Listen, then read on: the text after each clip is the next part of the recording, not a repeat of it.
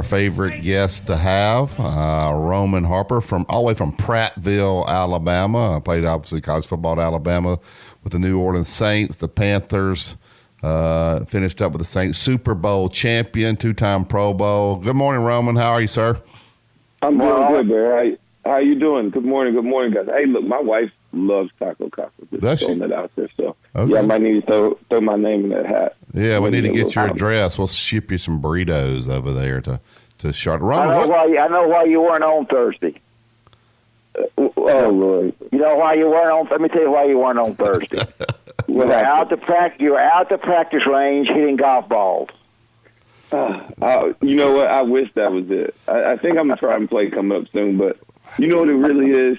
So I've been on this game called Call of Duty, like, pretty bad. So, like, early nights turn into later nights. I don't know what happened. And plus my kids overslept, so it's Wait really a minute, my kids Roman, overslept. what is the secret, though? How many kids do you have? 3. How in the world do you get to – I mean, at my house, there's no way you can sleep past 8 o'clock. How are you getting to do that over there? What are you doing to those kids?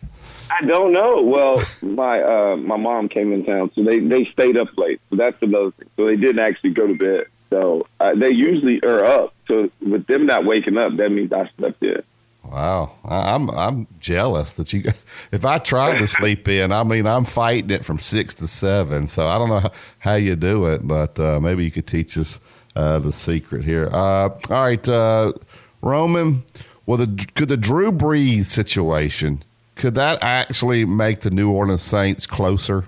You know, it was bad there for a little while, but you know Drew Brees as well as anybody and what kind of guy he is, and you can tell everybody what you think about him. But is that a situation that may could actually end up bringing this team closer together? You know, that's a great question because I really hadn't thought about what Drew said and the events that's kind of come out afterwards. I didn't think about that actually bringing them together. I think it would be a little bit of adversity for this team, but I do think this team, this locker room has been so tight for so long that I don't think it will be much of a distraction internally, but the moment the team starts to lose, questions will be asked, and that is what they're going to have to deal with because the season is not. It's always ebbs and flows. It's always, peaks and valleys, and in those valleys, that is when the outside media and the questions will arise, and then at that point in time, the team has to really stay locked together. Really, do not allow the media inside to be able to tear this team apart. Because that's what it's going to be able to do if it can, because it's an option that's out there. Drew messed up with what he said. He can have his opinion, but it just looked like he was out of date. He started talking about things from 2016. We're in 2020, and it just seemed like he hasn't been listening. He came off as very narrow-minded. And I'd like to remind Drew that, Drew, people outside this locker room do not know your heart. They do not know your intentions. And it just came off that way. And, he apologized to me personally. I accepted his apology. But once that was said, I said, Drew, your actions will speak much, much louder than your words now. And now he is needed. I don't think he understood the impact of his voice. I think he knows how much of a leader he is. But I don't think he just really intended on it. And I'm not here to try to take up for him. That Drew's a grown man. He's too smart. He's had way too much media training to let somebody else take the interview in the direction that they would like to take it. He understands that he can't always control the narrative with his words, and he did not do that. Yep. I think you're correct. I think if you get an early season loss, it can go either way on you. I think it can be behind the scenes. I don't care how tight they are. If you get a first game or second game loss in a close game, I don't care if it's a close game or even a blowout game. I think an early season loss puts a lot of questions in everybody's mind. It has to. Well, not only that, but the last thing you want on a football field, where you got to trust the guy beside you. It's 11 on 11, where it's the ultimate team game. We all talk about that more than any other sport. And if you look to the left of you and you have any kind of question mark on the guy beside you, that is going to show eventually. It can't just continue to work out. It has to be the ultimate, the ultimate trust factor out there, because that is what it's about. It's hard to communicate. We got hand signals. And the last thing you can want is look to the side of you and have a question mark about the guy you're going to war with. It's just scary feeling. I don't want to think about it because I think this team is really good. and then got another chance to continue on this little run that they've had. They just have to win in the playoffs, and they'll have regular season wins. But when I have this, I'm talking about playoffs. And to be able to position yourself in the playoffs to make a deep run at this thing of the championship, because let's be honest, that's why Drew Brees is back in that locker room. It's because he's trying to win a championship. He's 40, 41 years old. He's at the last. He's played way more football than he's going to play, and that's just the truth. And he has to try and continue to try and put his best foot forward. But as a team, the media can play a part in this and really try and divide this team. We're probably going to see the people that don't kneel before the games will be the ones that will look funny. I have a feeling, the Cleveland quarterback said he's going to do it and all this kind. It's fine. I'm not arguing one way or the other. But I'm letting you comment. But I'm guessing that whether you're a Caucasian, whether you're not a Caucasian, you're probably going to kneel as well, because I think the majority will be kneeling and the less the majority will be standing. You know what, Coach Wimp? I won't say you're wrong here, but I've talked to some guys that have really been a vital part in this whole thing throughout the NFL, and what they are responding to me is this: let's not get distracted on what the real thing is, right? So in 2016, when Colin Kaepernick took a knee, everybody wanted to talk about the knee and the disrespect on the flag. Yeah. And instead of really listening to what Colin was talking about was, hey, I want to bring attention to police brutality and the treatment of people of color in this country. And that is what I'm continuing to hear. We're not trying to worry about if somebody's going to kneel 3 or 4 months down the road. That's just Twitter hands, right? That's just Twitter fingers going back and forth that people are trying to come at him about Twitter, and he's just responding to something that's going to be 3 or 4 months down the road, instead of like paying attention to what's going on right in here, right now in front of us, which is they're trying to force and push through, and we need the votes and people to stand up and get uncomfortable enough to say, that is not correct. That is not correct. This is not right. We need to change our country because we can, and put it on our politicians and people of power to get these things done, all right? It's not just have lip service anymore and not having guys just have to take a knee to bring attention to it. No, let's change it because we can. We have the movement. We have people that are speaking out. We have more people now protesting than ever before that don't just look like people that are black or brown or anything else like that. It's more people now that don't look like – it looks like the majority of the country, right? So for the first time, I say that is what they're using. So stay focused on the movement. Stay focused on the movement and don't focus on kneeling, all right? That's 3 or 4 months down the road. We're going to have the media wear it out. If Cleveland, if Cleveland has 45 people stand up, and Kansas City has 20, that's all they're going to write about. That's correct, and that's what the players. So the players do not want to be a distraction as well, but they also understand that the power of kneeling now is even more. All right, you have the NFL coming out saying that they support the guys, and everybody else is supporting the guys. When 2016, just a short time ago, they were all wrong. And now it's amazing how the world has kind of turned. And I don't want them to focus on that. I want them to focus on the reason why they're turning. All right, the reason why their opinion has changed. And just stay in that lane. And I know we can talk about the kneeling, but in the days, to me, I feel like it's just another distraction. It's another thing. We're just throwing up another shiny fruit for somebody to talk about when we should really just stay focused on what the players and what all the attention is being talked about. Exactly right. Roman, you got some NBA guys now saying basketball's not needed now. It's only going to be a distraction. It's going to take away from what's going on. You got some players saying, no, we need to play. We can take that money and pour it into these communities where education, things need help. Well, I mean, I know there's not a right or wrong. What's your opinion on what the NBA should do there? I'm a Lakers fan, so I would love to see some basketball, like being all honesty, but I totally understand when I hear people like Steven Jackson or other players talk about, not taking away from anything. And to me, I just feel like that is why you negotiate, all right? And if you guys are willing to go play, because a lot of the guys want to play this season. They do. They just understand outside factors are really happening, and are we going to take away from that? I don't think they want to take away from that, and they can find ways within themselves to say, hey, if we cannot take away from that, whether we make owners do some things or we do some things or whatever it's going to be, I know that they would like to finish this season, majority of guys, and they can find ways within themselves to say, hey, if we cannot take away from that, whether we make owners do some things or we do some things or whatever it's going to be, I know that they would like to finish this season, majority of guys, and they can find ways within themselves to say, hey, if we cannot take away from that, and on their terms, which NBA usually has players. It's such a strong players union. The players usually get what they want. So I know there will continue to be talks here and there. But I assume that I'm going to stand in the position that the season will finish off and they will have a champion this year. I would like to see that. I think it's going to be one of the biggest sacrifices I've seen from athletes in general, just because these guys will kind of be in a biodome. They will not be able to leave. You're going to be at Disney World when you will not be able to go to Disney World. And your family's not going to be there. Your wives will not be there.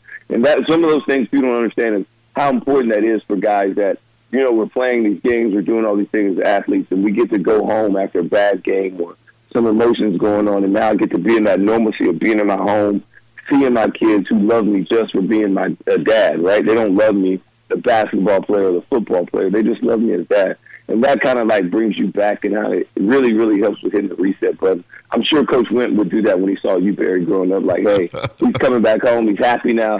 Then he can go back and get back to being Coach Wimp, yelling at the people and stuff. So all those things right there, I think that's going to play a role in it. But to me, I feel like that's going to be a huge sacrifice for the players. And I don't know if they're willing to make it or not make it.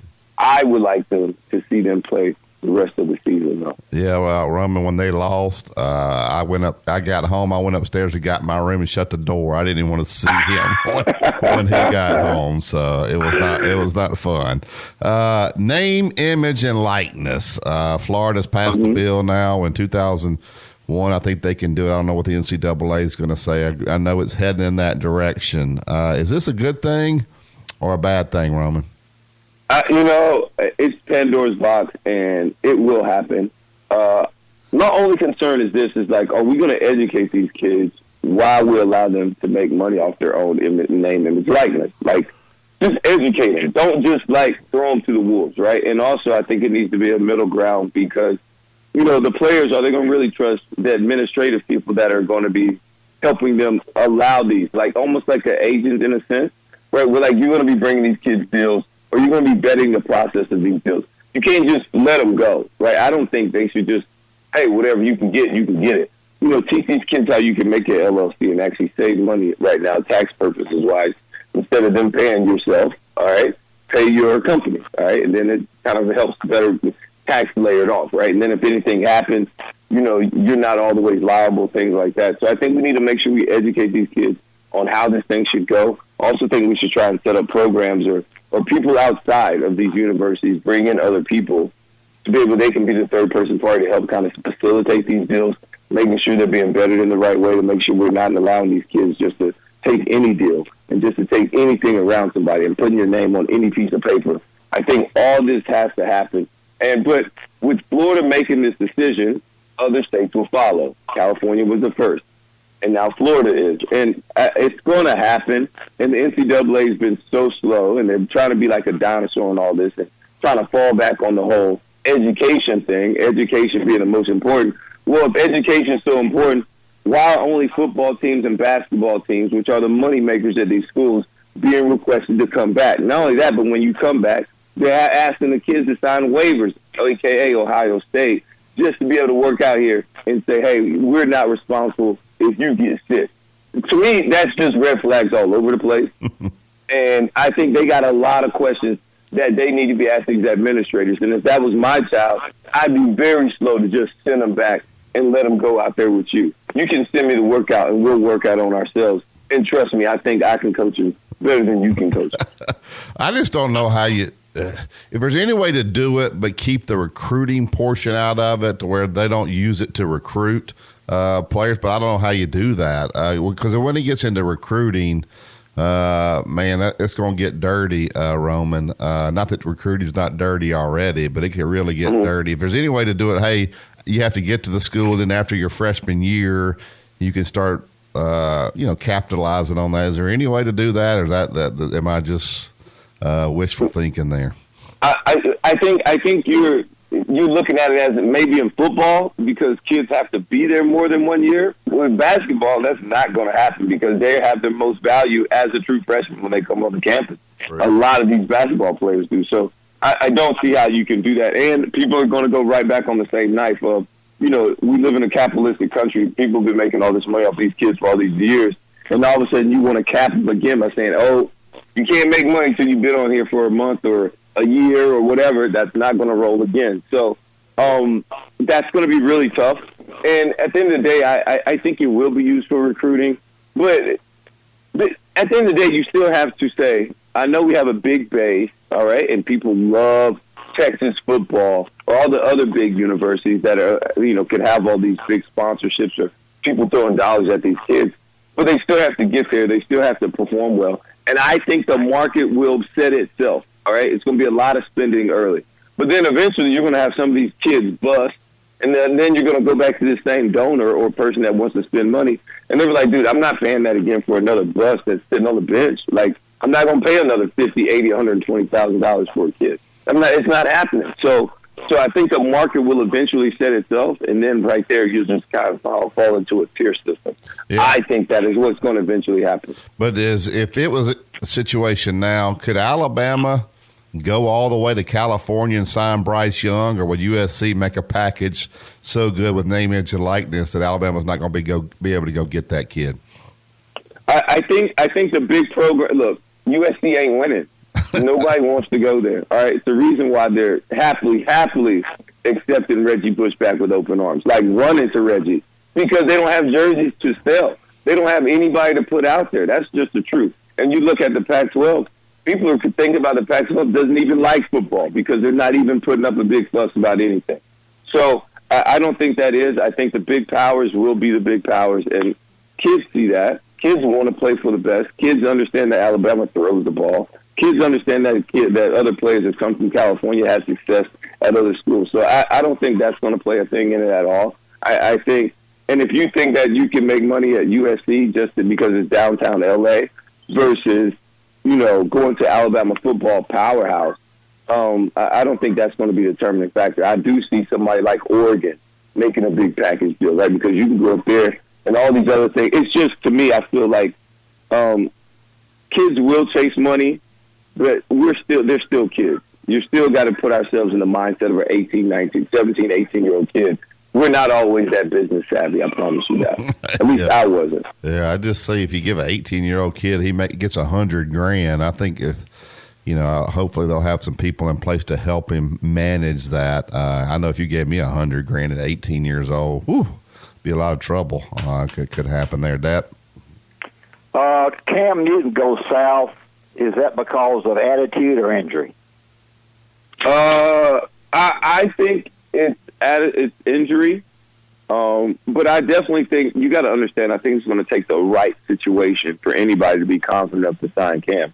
Of course, the COVID thing, so now nobody can see him work out. Nobody can pull and prod on him a little bit and pull and prod on him. Sorry, a little bit, and all those other things as the doctors like to do.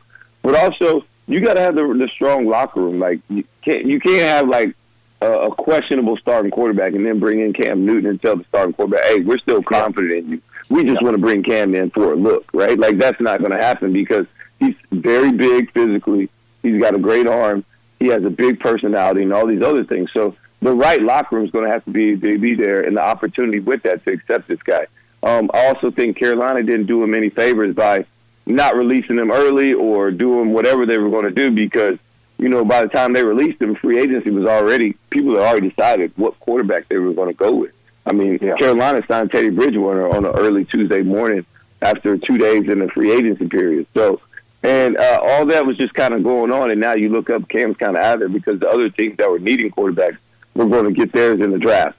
And now, so where does Cam go? And I think that answer will be had when Cam makes that decision of, am I willing to start to be a backup for a little bit, or am I going to just wait around and try and be a starter? Am I willing to compete a little bit and try and earn that starting job, or what is it going to be? Because a lot of jobs right now just aren't out there for the quarterback. But we all know injuries do happen, and they will happen very early. And then from there, I think Cam will get a call. Last question, Roman. What's going to happen with college football, in your opinion? I mean, I know nobody knows, but will it go off? Will people play? Will players be okay with playing with the current system? Will the stadiums be half full? What's Roman Harper think is going to happen in the fall? I was a lot more – so I went from like, I don't think it's going to happen to like, you know what, I really think it's going to happen. Now I'm like, you know what, it's just a lot of people that are hanging out, and the COVID cases are just going through the roof all over again. So we're seeing a second spike, and I just think we really have to be careful and be smart about this thing. I know a lot of these universities are looking at their bottom line, and they got to have football. They have to have it, or they're not going to make it. And I think it's an atrocity that these universities make so much money in, and they have to do it off of football. And it just really, really points to it that how important it is, and that these kids have true value. I hope they recognize that now more than ever. And I think it will be done, because at the end of the day, the powers that be, they just have to have it. I would like to see it where they only play conference games and just kind of keep it in there. I think it'll really make for an interesting season. I think you'll still be able to find out who's the best.